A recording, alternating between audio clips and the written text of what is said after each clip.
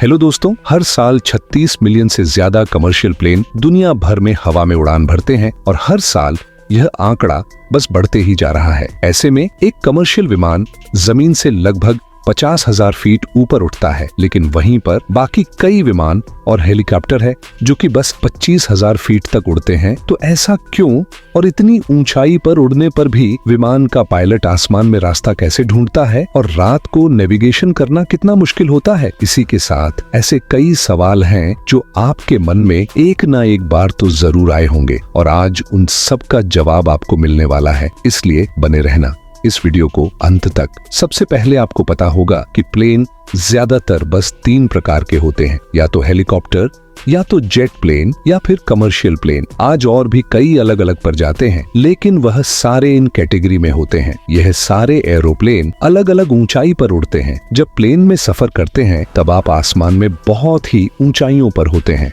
क्योंकि commercial plane आमतौर पर 30,000 फीट से लेकर 50,000 फीट के बीच में उड़ते हैं और वह ऊपर जो नॉर्मल हेलीकॉप्टर होता है तो बस 10,000 फीट तक लूटता है। इसलिए हेलीकॉप्टरों को हम कई बार अपने ऊपर से उड़ते हुए देखते हैं और वह हमें हमारे काफी पास लगता है। ऐसा इसलिए होता है क्योंकि हेलीकॉप्टर को ज्यादातर बहुत ज्यादा दूरी का डिस्टेंस ट्रेवल करने के लिए इस्तेमाल नहीं किया जाता है। अगर किसी को एक देश से दूसरे देश जाना है तो मैं हेलीकॉप्टर का इस्तेमाल बिल्कुल नहीं कर सकता है। वहीं पर आमतौर पर हेलीकॉप्टर का इस्तेमाल बस कुछ दूर जाने के लिए किया जाता है या फिर सामान को यहाँ से बाहर ट्रांसफर करने के लिए किया जाता है। ज्यादातर जो हेलीकॉप्टर होते हैं मिलिट्री के हेलीकॉप्टर होते हैं और हेलीकॉप्टर को रहस्यों के लिए ही इस्तेमाल किया जाता है, क्योंकि हेलीकॉप्टर कम हाइट पर ज्यादा स्टेबल और सकता है। वहीं पर प्लेन के साथ ऐसा करना बहुत ज्यादा मुश्किल है। इसके बाद जाते हैं जेट प्लेन, जो कि ज्यादा से ज्यादा 25,000 फीट की ऊंचाई तक उड़ते हैं। ये जो जेट प्लेन होता है यह भी ज्यादातर मिलिट्री पर पद के लिए इस्तेमाल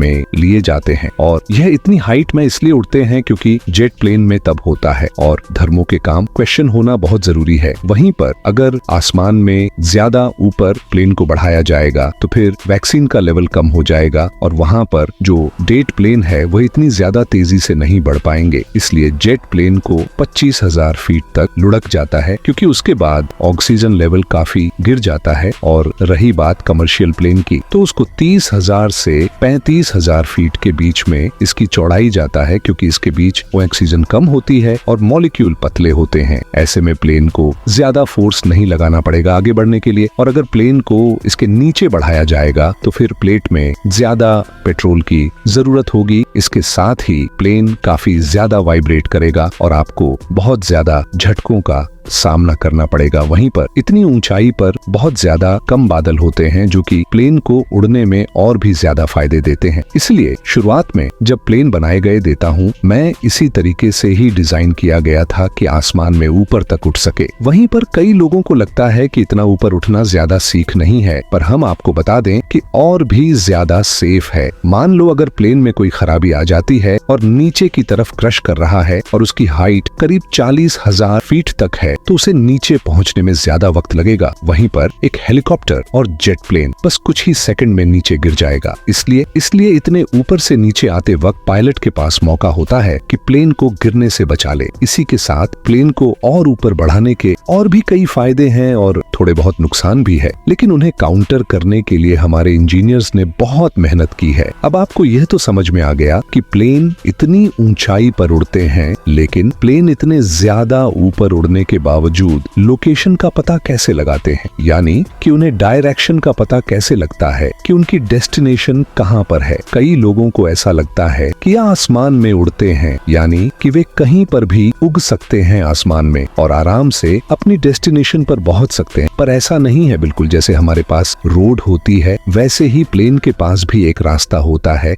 जिससे उसे फॉलो करना पड़ता है। और अगर कोई पायलट अब फॉलो नहीं करता है तो उसे पेनल्टी दी जाती है, क्योंकि इन रास्तों को बहुत ज्यादा सोच समझकर बनाया जाता है। हर एक बात का ध्यान रखा जाता था कि आगे जाकर किसी भी प्रकार की गलती ना हो। आज तो रेडियो सिग्नल और जीपीएस नेविगेशन का इस्तेमाल किया जाता है, लेकिन पहले ऐसा नहीं था। पहले के जमाने में पायलट बड़े बड़े या फेमस लेंथ मार्क को देखकर रास्ते को तय करते थे, यानी कि कोई बहुत ही बड़ा पहाड़ है तो उस पहाड़ को एक मार्किंग के तरीके से इस्तेमाल किया जाता, जैसे यहाँ से बिल्कुल सीधे जाना है या फिर कितने डिग्री पर टर्न लेना है। हर चीज को याद रखा जाता था। इसके साथ उस जमाने में रेलवे ट्रैक का भी इस्तेमाल किया जाता था प्लेन के रास्ते के लिए। पर इसमें क्या होता है कि प्लेन को काफी घूम फिर के जाना पड़ता था। लेकिन इसके बाद अमेरिका के कुछ लोगों ने काफी अच्छा आइडिया इस्तेमाल किया। उन्होंने कई जगह पर बहुत ही ज्यादा बड़े बड़े रोल बना दिए। ये जमीन पर बने रोल इतने ज्यादा बड़े होते थे कि पायलट को आसानी से वह आसमान से दिख जाते थे। लेकिन और एक समस्या सामने आई कि ये रात को नहीं दिखते थे। पायलट सुबह तो इनेलो का इस्तेमाल कर लेते थे,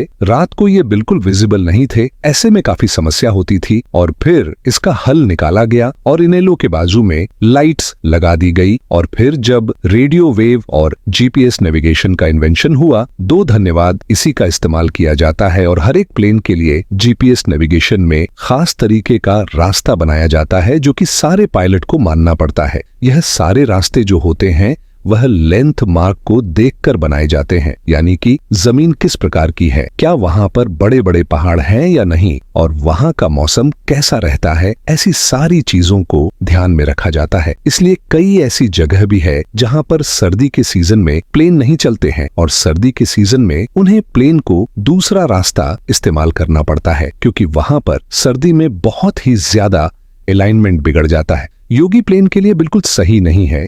इसके साथ आपको भी पता होगा कि कहीं ऐसी जगह है जो नो फ्लाइंग जोन है, जैसे कि मक्का मदीना, ताजमहल, हिमालय और ऐसे ही बहुत ज्यादा फेमस स्ट्रक्चर ऑनिल रिलीजियस प्लेसेस के ऊपर से प्लेन को नहीं उठाया जाता है। ऐसा इसलिए किया जाता है ताकि लोगों का रिलीजियस सेंटिमेंट्स हाथ ना हो। जैसा कि मक्का मदीना को एक बहुत ही ज्यादा पवित्र जगह माना जाता है इस्लाम धर्म में, इसलिए इसके ऊपर से प्लेन को नहीं बढ़ाया जा सकता और इसके ऊपर से प्लेन को उड़ाने का कोई रास्ता नहीं दिया गया है। वहीं फेमस स्ट्रक्चर जयपुर से प्लेन को ना बढ़ने का कारण ये भी है कि कहीं कुछ प्लेन में गड़बड़ी न हो जाए और फार्मासिस्ट स्ट्रक्चर दबा ना हो जाए। दोस्तों, अब आप ये बात तो जानते होंगे कि कई जगह पर जाने के लिए प्लेन बस 1-2 घंटे ही पहुंच जाता है, लेकिन वह ऊपर कुछ प्लेन की डेकोरेशन बहुत ज्यादा बड़ी होती है। जैसे कि आप पर लॉस एंजलिस से सिंगापुर की प्लेन को ले लीजिए, जो कि कंटिन्यू 17 घंटे का प्लान है, यानी कि आपको 17 घंटे प्लेट में बैठना पड़ता है लॉस एंजलिस से सिंगापुर पहुंचने के लिए, और वह प्लेन बीच में कहीं पर भी नहीं रुकती है। यह दुनिया की सबसे ज्यादा लैंगेस्ट डिप्रेशन वाली प्लेट है। अब ऐसे में आप ये उम्मीद तो नहीं कर सकते कि पायलट या फिर कैबिन क्रू लगातार 17 घंटे तक काम कर सके, क्योंकि अगर कोई पायलट लगातार 17 घंटे तक प्लेन चलेगा तो यकीन उसकी हालत खराब हो जाएगी। इसलिए इनके आराम करने के लिए खास जगह बनाई जाती, जैसे कि पायलट जो होता है उसके कॉकपिट के बाजू में ही एक खास तरीके की सीट होती है जिसमें बैठकर थोड़ी देर आराम कर सकता है या फिर सो सकता है। ऐसे लोगों ने रोशन वाले प्लेन में पायलट हमेशा दोनों के ट्रांस में प्लेन मोड आते हैं, यानी मैं 9 घंटे तक एक पायलट चलाता है, उसके बाद अगले 2 घंटे तक दूसरा पायलट, और कई बार पायलट ज्यादा थक जाते हैं तो प्लेन को थोड़ी देर के लिए ऑटो पायलट मोड में भी डाल दिया जाता है। ऐसे में एक बोनस फैक्ट है कि एक पायलट 14 घंटे से ज्यादा वक्त तक पर लगातार काम नहीं कर सकता और उसे मीडियम लो घंटे का काम तो करना ही चाहिए। अगर उसकी तबीयत सही है तो इसी के साथ जो केबिन क्रू होते हैं जो कि आपकी सेवा के लिए 24 घंटे तैयार रहते हैं, वह विश्व में काम करते, यानी कि बिल्कुल पायलट की तरह कुछ घंटे तक एक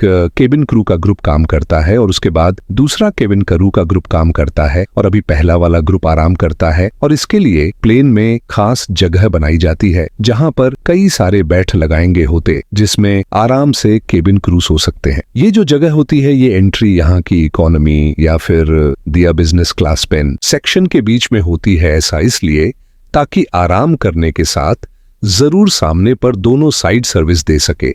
और आप में से ज्यादातर लोगों ने अगर प्लेन में सवारी नहीं भी की है, उसके बाद भी आपको प्ले में यह जगमगाती लाइट के बारे में तो पता ही होगा। प्लेन में आखिरी अपने क्यों होती है?